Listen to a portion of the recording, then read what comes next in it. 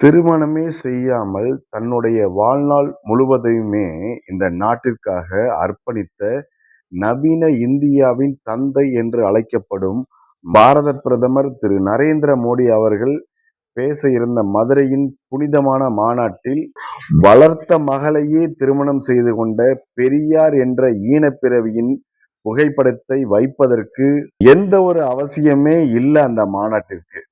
ஆகவேதான் பெரியாருடைய புகைப்படத்தை நீக்கியது என்டிஏ தேர்தல் குழு. இந்த கேடுகெட்ட ஈனப்பிறவியான பெரியாருக்கு சப்போர்ட் பண்ணிட்டு வர்றது யாருன்னு பாத்தீங்கன்னா, எம்ஜிஆர் மற்றும் ஜெயலலிதாவுக்கு துரோகம் செய்து நேற்று திமுகவில் சேர்ந்த பன்னீர்செல்வம். பெரிய குளத்துல சாதாரண ஒரு டீ வித்துக்கிட்டு இருந்த 3 முறை முதலமைச்சரா வைத்து அழகு பார்த்தவர் ஜெயலலிதா அவர்கள்.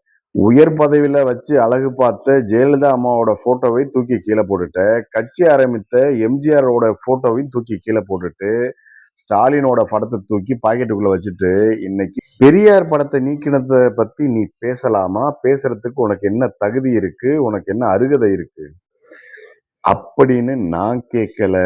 தமிழ்நாட்டில் உள்ள எம்ஜிஆர் ஜெயலலிதாவுடைய விசுவாசிகளாக இருக்கக்கூடிய மக்கள் கேட்கக்கூடிய கேள்வி.